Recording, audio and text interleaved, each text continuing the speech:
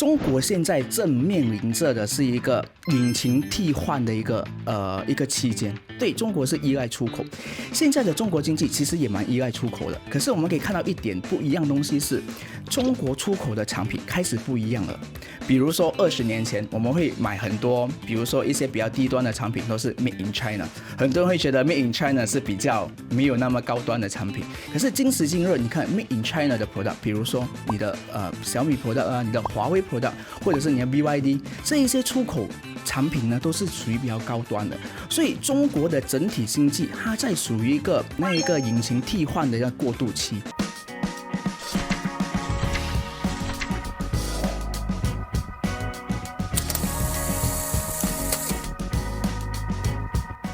嗨，你好，我是能杰。这个时候你在收看以及收听的是由 BFM 财经所制作的财经拷问。今天呢，我们要来拷问的这个话题呢，是跟中国的经济相关的。那么其实呢，在疫情之后，大家都认为说中国的经济应该会急速的复苏，但是看起来现在的状况好像不是这样子哦。那么在2021年之前呢，其实中国市场曾经是很多的投资者大家都一直在追逐的一个焦点，但是这3年以来，我们看到的情况很像有了很大的不一样。那么当然，我相信这跟中美之间的关系是有很大的这个因素在里头的啊。那中美关系的制裁，还有一系列的事件呢，使得中国的经济面临很多很多的挑战。那我们也看到了，像是包括是恒大和碧桂园等等这些的龙头，这些地产界的龙头呢，他们相继陷入了财务的危机。那么其中恒大更是在境外呢申请破产。那么中国政府呢，他们也制定了一系列的政策，也引起了很多的投资者的这个担忧啊。那么例如将这个教育行业转变为这个非营利组织的执照，还有进行科技行业的监管，还有实施反垄断等等这一系列的动作，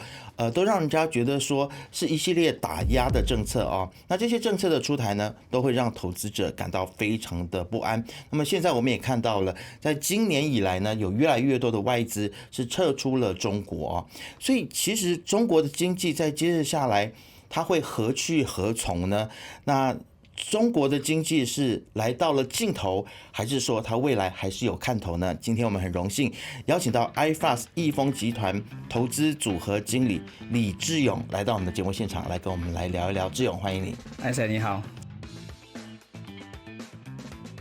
是我相信呢，其实大家在疫情之后呢，就是看到中国的经济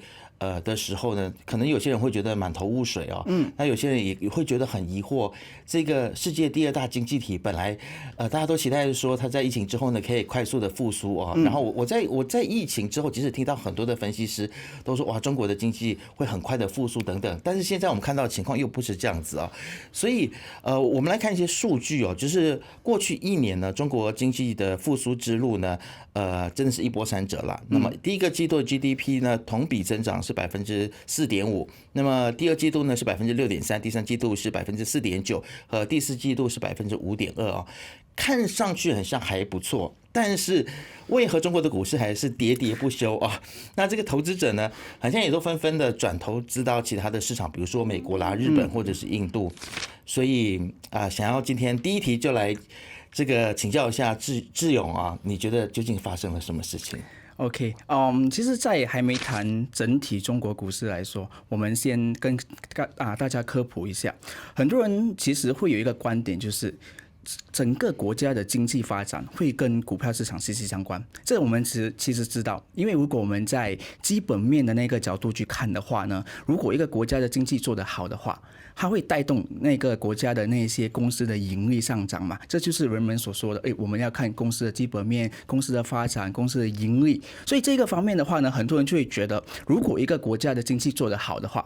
股票市场相对来说可能也会做得比较好。但是过去1年我们可以看到，其实还有其他的因素其实是影响着中国股市的。比如说我们看到一点，刚才所提到的就是投资者的资金的动向，很多投资者开始撤离中国市场，不仅仅是外资。如果我们再看回去中国市场的话，我们知道过去的10多20年，中国市场的散户参与度是非常的高的。可是过去的2年，我们看到很多散户呢，其实他们都不太敢投资于中国股市，所以这一个其实是最大的因素，导致我们看到，国家经济发展其实是蛮良好的，都有4到5%的那个成长。可是市场来说，中国 A 股下跌了接近2个2 digit 的那个 level， 所以那个重要的因素就是，好像你刚才所提到的政策方面的打压，很多人开始对中国整体的一个政策开始失去信心了，开始失去耐性了。因为比如说我们在看2021年年尾开始的这个平台的打压啊，教育那个领域的打压啊，到我们的那个房地产的打压，这一系列的打压也让投资者开始觉得，下一个领域会是谁？下一个遭殃的会是谁？我们知道，其实外资而言我最想要得到的这一个国家，我投资于一个国家，我最想要看到一样东西是政策的稳定性。这真正是中国市场无法提供给投资者的，所以在过去的1年半甚至是2年到3年的那个期间来看的话呢，很多投资者开始失去耐心了，开始撤离中国市场。所以就算你的经济发展再良好，可是没有投资者的参与，股价无法上涨。了解，但是其实我有看到中国政府呢，他们确实是很积极也很努力的在想办法要来去挽留这些外资，然后也尝试呢证明给大家看说，其实我们是可以将政策做好的，我们的政策也是会持续稳定的。但是就是这个信心是一个非常关键的事情啊。那如果我们提到信心的话呢，我们也看到说，拉动中国经济的3驾马车分别是比如说出口、消费、投资。那么虽然中国在去年晋升为全球最大的汽车出口国，但是我们刚才所提到的这3部车，它是不是没有足够的马力去向前进呢？你自己怎么看？与其是形容他们是3部车，我可能会形容他们为3个引擎。如果中国整个市场是一辆汽车的话呢，它有3部引擎嘛，刚才你所提到的出口啊、消费啊或投资。中国现在正面临着的是一个引擎替换的一个期间，我们处在一个过渡期。因为比如说我们看过去的20年对，中国是依赖出口，现在的中国经济其实也蛮依赖出口的。可是我们可以看到一点不一样的东西是，中国出口的产品开始不一样了。比如说20年前我们会买很多，比如说一些比较低端的产品都是 Made in China， 很多人会觉得 Made in China 是比较没有那么高端的产品。可是今时今日，你看 Made in China 的 product， 比如说你的小米 product 啊，你的华为 product， 或者是你的 BYD， 这一些出口产品呢，都是属于比较高端的。所以中国的整体经济它在属于一个那一个引擎替换的一个过渡期。出口是一点，另外一点是在投资方面，我们可以看到过去20年，很多投资的那一个领域都是在于房地产啊、基建啊这一方面。可是我们知道，在过去的几十年，中国其实依赖这个投资、依赖房地产是非常非常的大的。比如说，我们拿一个数据来看的话，中国平均在投资这个领域它的那一个贡献于中国的 GDP 是接近40%。如果我们相比于全球的这一个平均度来看其实是高于全球平均度的1倍。所以说，如果你加大你的投资额嘛，可是你的回酬开始减低了的话呢，你这一个投资领域不但无法加强你的那个经济的那个成长，反而是加大了你的中国的债务。这个也是中国政府正要去 tackle 的一个话题，一个课题了。所以在这个方面来看呢，我们可以看到中国的投资已经开始换方向了。与其投资于那些房地产啊、基建啊，中国现在他们比较着重于投资的是，比如说新创的那个科技，我们的Artificial Intelligence 我们的那一个 Automation、5G 这些都是中国比较创新的一些投资领域。所以这一个也是我们刚才所提到的中国引擎的一个交替。所以这一个也是一个过渡期也是正所谓很多人现在如果你再看回去，中国比较我们所谓的旧经济体的话，你的房地产啊、你的基建啊这一些领域呢，他们的表现都没有那么的好。可是如果你 take a step back， 我们去看回去那一些比较属于新经济领域的话呢，其实这一些公司的发展呢都是蛮良好的。是，所以之勇，其实你还是看好中国接下来它的经济发展的，只是你觉得说现在它只是在一个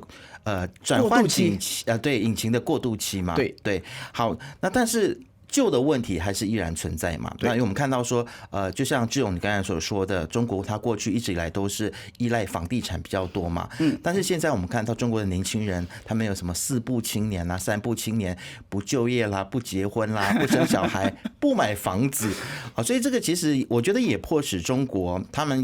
中国政府他要赶快去改变他的策略，对，也要进行一些改革哦。但是我们看到，其实房地产包括了像是恒大啦、碧桂园啊这些公司呢，他们纷纷的倒下，然后也留下了很多的烂尾楼，很多的烂账要去收拾啊。那这个大家对于这个中国整体房地产的这个稳定性都会产生很多很多的质疑。你觉得中国的房地产的市场未来它会如何发展？它会不会持续的再继续拖慢中国的经济？还是你看到说，中国政府想要你刚才说要转型嘛，但是其实住房还是一个刚需，对，所以你觉得它会不会持续对中国经济有什么影响？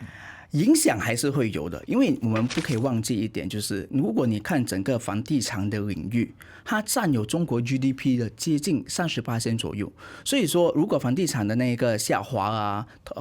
它一定会是拖累整体的一个经济的发展。只是说我们要看到一点呢，就是如果我们以过去的半年到9个月来看的话呢，其实中国政府有推出了一系列的政策去刺激整个房地产的那个领域。只是说信心这一点哦，是非常需要时间去恢复的，因为我们可以看到过去发生在中国房地产的事件呢，真的是让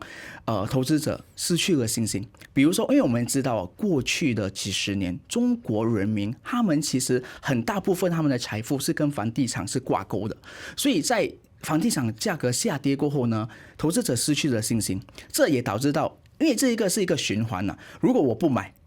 那个发展商也卖不出他的那一个房子，发展商卖不出房子的话，他也无法预期的去偿还他的债券，所以这个是恶性的循环。更重要的是，接着下来政府有什么样的一个政策去刺激整体的房地产领域？可是我们有一点呢，是我们是觉得啊，中国的房地产的那个高峰期其实已经是过去了。我们也知道，接着下来投资者也不能就是说依赖房地产去增加他们的财富。中国也是有一个政策说，房子是否住不是否炒，所以这个也是可能投资者要去注意的。只是说拖累还是会有的，只是说我们可以看到那个 impact 可能接着下来会放缓，没有之前那么的激进。了解，这可能也是中国它现在可能它必须要去经历到的一个过程哦。对，那因为我很多中国的朋友，他都跟我抱怨说，以前他买的房子现在呢都折价了，对，它的那个价格呢都不涨，然后反降啊、哦。但是他们也跟我说，好过房地产整个行业泡沫化或大崩盘他宁愿现在降一点点，都不希望它完全没有价值啊。对，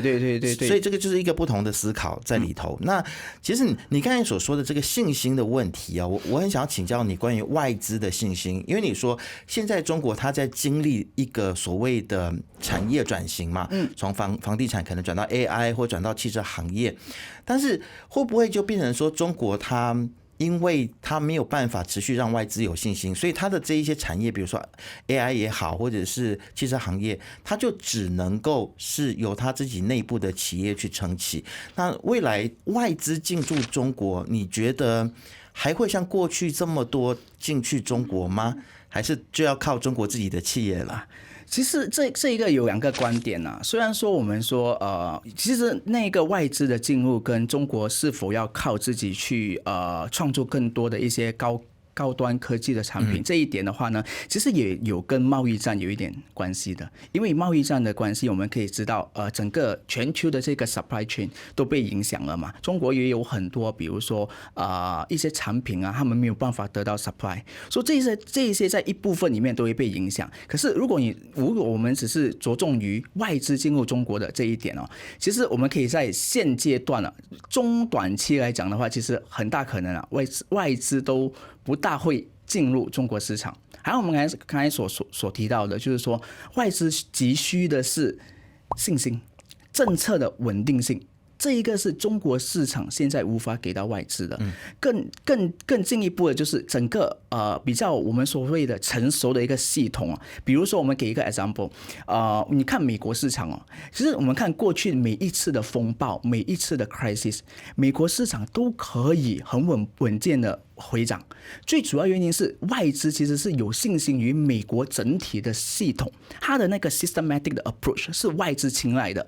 真正的中国没有这一个很稳健、很成熟的这个系统，政策方面也不成熟，所以这个是很多投资者说，我投资于新兴市场啊，我投资于中国啊，我需要去承受的风险。可是现阶段的中国，这个风险相对于会更大，所以这个是外资却步的最主要的原因啊。了解，其实只有你刚才提到的这个美中贸易战哦，现在看起来这个美中贸易战呢，现在是越打越烈哦，而且很像前阵子有一点点缓和下来，很像美中的关系，很像又有一点点回温，然后后来又看它急速又下降又回温，所以让大家也是觉得有一点点这个是丈八金刚，有一点摸不着头脑，到底发生什么事情这样子啊？所以你自己怎么看接下来美中贸易战的发展会是？我觉得这个课题哦，其实这个课题永远不会停的，因为其实这个是一个循环。你可以说，比如说我现在是龙头大哥的话呢，有人接下来会挑战我的位置的时候，我会做的东西是尽量的去打压你，不要给你成长，所以这个东西是不会停止的，一直到如果中国真的有那个能力去取代美国成为龙头大哥的话，那这个贸易战可能会开始停止，又或者是中国成功被美国打压下来，没有那个威胁性了，这个贸易战才会停止，不然的话，这会是一个长期性的一个贸易战。其实曾经走过这条路的应该就是日本了。对，日本应该是最了解现在中国正在经历的事情啊。然后日本呢，他也经历了这个失落的20年了，就是当初也是被美国打压嘛，现在就做一个听话的小弟。所以真的，你觉得中国是不是也会像日本一样去经历一段的这个经济的停滞期呢？因为我们现在看到其他国家都在通膨，只有中国在通缩，对。你刚才所提到的是失落的20年嘛，可能我们也可以称它为消失的20年。中国有消失的它，日本有消失的20年。因为你看过去日本的一个发展，其实它跟现在的中国稍微是有蛮相似的。比如说，他们也是因为那个股票市场的下跌啊，然后房地产的那个泡沫啊影响着，然后接着下来就是通缩。影响日本最深的一个因素就是他们的通缩的因素，也是真正现在我们看到，中国已经是有好几个月的通缩的一个情况，所以这个毫无疑问的会让很多投资者开始觉得，中国会不会步日本的后尘？其实这个有几个观点去看它。其实我们可以看到中国跟日本虽然说我们刚才所提到的几个因素蛮相似的，其实有蛮多地方是中国比较跟日本不一样的。第一点是，如果我们看回去90年代那时候的日本，当刚开始那个失落20年的开始的时候呢，我们可以看到那时候的日本的平均收入是高于现在中国的非常的多。这一点的话呢，就是说如果在那个情况的日本人，他们其实是比较安逸一点的，我也不需要真的去消费，我可以真的是去存款。而现在的中国呢，还不至于到日本那个时候，所以我们一个观点就是，可能中国人呢，可能不安于现状了，他们还是会继续的去奋斗，去尝试。所以这一个因素可能会造就到中国可能未必会去迎来一个通缩的一个情况。另外一点是，中国其实我们知道的话，它的那个体制跟日本很不一样。中国他们有国有企业，日本没有。中国的国有企业其实在整个经济的刺激配套方面它可以扮演一个蛮重要的角色。所以其实就是说，中国政府其实他手上是握有很多子弹的，只是说他要怎样去利用这些子弹去刺激整体的经济。是我们不得不承认的，就是说中国的这些国有企业，不管是在它的效率上面，还有它的创意上面呢，其实是都不会输给私有企业的。对，这个是跟我们马来西亚的情况非常不一样的一个状况。好，但是中国还是有遇到很多不同的挑战啦。OK， 继续来看中国现在面对的挑战哦，真的是有很多的。觉得很多地雷跟炸弹，我们就今天一一的全部都来好好的把它给聊清楚啊。那就包括了它现在呢，中国的影子银行很像是下一个潜在的暴雷的风险啊。而近期中植集团也正式暴雷，导致投资人亏损超过70%，估计呢这个亏损是达到了这个数千亿人民币的啊。这个事情对于中国整体经济会带来怎样子负面的影响吗？其实它的影响其实还蛮大的。尤其是如果这个影子银行真的是爆发的话呢，它对中国整体的经济是有蛮大的影响。因为我们根据穆迪在2021年的一个报告，它指出当时候影子银行其实是占有中国 GDP 的48%，所以我们可以看到影子银行的规模其实非常的大。我们再看一下其实为什么有影子银行的存在，其实是这个也是市场的一个供应跟需求嘛。因为我们知道，在过去的几十年，利率都是比较低的位置，所以在投资者方面呢，我们开始追求高利率的投资产品，所以也导致到影子银行开始出了一些比较高回酬的产品。然后再从 supply 方面来看的话呢，其实中国的政策在过去其实导致到很多一些中小企业，如果他们没有那个背景的话呢，他们没有办法取得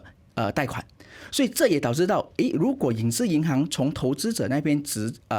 收取那个资金的话呢，可以开始借出去给这一些比较中小企业啊、房地产企业啊，所以这也导致到影子银行的存在。所以我们知道一点是，影子银行它本身呢风险其实是比较大的，因为很多东西、很多细节啊，它是没有告诉投资者的。我投资于哪个领域，我把钱借给了谁，通通是投资者完全不知道的，所以这一点是风险非常的大。其实不只是中国，我们看到其实世界各地都有这一些所谓的影子银行的存在，所以有这一些机构的存在，所以很多时候投资者真的是必须要谨慎一点去选择投资产品，因为这些产品对投资者而言，有时候是因为很多投资者他们投资的时候，他们看的就只是回抽，这一个给我18%，那个给我15%。我选择那一个，很多人不了解真正那个投资产品背后的风险，所以这个影子银行在这一系列呢，这一个风险呢，对中国整体的经济风险其实是蛮大的。可是以目前的情况来看的话，我们可以看到中国政府其实已经就手去拆一些炸弹，所以如果他们在这个方面控制得好的话呢，对经济的影响可能没有那么大。可是如果这一个炸弹爆炸的话呢，对中国的经济是更深一层的打击，因为我们知道，不仅仅是你的经济的影响，更多的是信心。我们现在真正要重拾回投资者的信心。可是如果这个时候再多一个地雷爆炸的话呢，这会影响着中国接下来的那个复苏之路。是，而且可能会影响到政治的稳定的，因为如果有太多人，比如说我看到身边有一些中国的朋友，他一方面呢，他买到烂尾楼，然后呢，他又是影子银行的这个受害者就是双重打击之下，其实现在最近也看到中国有很多的画面传出来，有很多人在抗议啊，在示威啊等等，所以中国其实未来这个政局的稳定也是最终会影响到它的经济层面的一个很重要的因素嘛。那其实很多人都在说这个有两种说法啦，一种说法是中国的经济不好是我们的机会，那有人说中国的经济不好，其实我们也不会好啊。所以志勇，你比较会倾向哪一种说法？你觉得是正确的，还是你觉得这两者其实都有存在？其实每一件事情的发生都会有风险跟机会的存在，都是并存的，风险跟机会都是并存的，只是说你怎样去拿捏整个情况。因为我们可以看到，其实如果你说风险的话，就中国其实世界第2大经济体，它的 GDP 是全球 GDP 的18%，它是全球我们说全球最大的出口国，所以说中国发生什么事情，其实周围的一些国家都会遭殃的。可是同一时间来讲的话，比如说我们说中美贸易战开始发生啊，很多manufacturing 很多厂商开始移出中国的话，这一个反而是对东南亚造成是一个机会，因为很多厂商开始从中国移出去东南亚。我们知道今时今日，中国的劳力市场是不便宜的，它的劳力市场的价格可能是越南的3-4倍，可能是泰国的2-3倍，所以很多这一些机会呢，就在东南亚开始萌起了。所以意思就是说，如果是这个供应链转移的话，对我们来说是好事啦。但是如果是做出口的朋友，可能就会比较着急，对不对？对，因为中国怎样说，它都是一个很庞大的市场，是每个人都想进入的一个市场。对，那如果中国人现在遇到经济的问题的话，他吃不起猫山王，对于我们很多种榴莲的朋友来说，就不是什么好事了哈。好，那其实呢，在这段时间里面也听到很多朋友投资中国的这个股市，或者是买，比如说科技概念股啊等等啊，去年就是赔了很多钱啊。所以可能今天也请之勇给我们的投资朋友一些的建议吧。如果现在有计划要投资到中国，不管是概念股也好，或者是任何的投资产品的话，你会提出一些怎么样子的建议呢？首先，可能我们先表达我们的立场哦。我们在管理我们的投资者的投资组合的时候呢，现在我们其实是坚持中国的，因为以全球的市场来看的话，其实我们看到其他的国家，好像刚才所提到的日本啊、美国啊一些科技领域啊，其实它给予投资者的投资回报可能会来得更高。所以，而且好像我刚才所提到的。政策稳定性是我们其实很需要看到的，所以中国现在好像我刚才所说的，他们是正面临这一个过渡期，等过渡期过后呢，可能我们会重新进入回中国市场。可是目前来看的话，我们是坚持中国市场。但是我要声明一点，就是我们并不是说中国是不可投资，就是说我们之前有一个 term 做 uninvestable， 中国并不是 uninvestable， 中国还是可以值得投资者投资的，只是说你需要更 selective， 你可能需要去挑选一些刚才我所提到的5G 啦，你的新科技啦，新能源市场啊，就是说那些领域是跟政府的政策一致的，所以这一些领域投资者可以投资的，只是说一点啊。当我们在过渡期的时候哦，有一点是我们比较是未知的，就是说时间点，可能中国需要一个3年、5年或8年来恢复回去它之前的高点，所以这一点是投资者需要去注意的。就你不能说我今天投资于中国，我希望明年它就可以复苏，可能投资的周期需要拉长一点点。需要复苏的时间可能需要多一些，但是因为我们看到很多不同政治意识的，或者是这个政治形态的人他们都会说中国的经济就快要崩溃了啊。对，你觉得会崩溃吗？我不至于，好像我刚才所提到的，中国整体的经济发展是良好的，只是说股市市场不好。股市市场不好的原因是因为政策导致到信心不存在的这个因素给影响，所以在经济方面的话呢，我们还是觉得中国还是可以正面的成长，只是说投资于中国的时候，你更需要去挑选你一些有利于前景比较有利的一些领域了。了解，其实很多人都说这个中国的经济要崩溃，我大概从10多年前就听到现在它都还没有崩溃啊。虽然我自己的政治立场或者是这个政治意识呢，我是比较跟中国的这个政治的形态是比较不一样的，我比较不认同它的整个政治制度但是我也不觉得中国的经济会崩溃了，所以大家有时候看资讯的时候还是用理性去判断。对，因为尤其是我们现在很多，比如说你在网络上可以看到很多资讯，可是大部分我们看到的资讯都是比较西方的资讯。我们知道西方的资讯的话呢，它比较会批评着中国的制度，所以很多时候我们需要去 neutralize， 我们需要取一个平衡，看多一点中国的那个西方的资讯之余呢，也是要看一些比较中国他们中国 produce 的一些新闻啊，去 neutralize 整个东西，对，平衡一点看，大家可能要拆解掉那一些意识形态，对，然后才能够看到真相。好了，今天非常谢谢志勇来到我们的节目当中，下次再请你回来跟我们聊天，谢谢你。OK， 拜拜。财经拷问呢是由 BFM 财经制作的节目，你可以在财经的网站 CAIJIN.MY、BFM 的网站以及手机应用程式，以及到各大播客平台都可以听到我们的节目。正在 YouTube 收看的观众呢，欢迎你订阅、按赞、开启小铃铛，就可以看到所有财经的最新影片。我们下次见。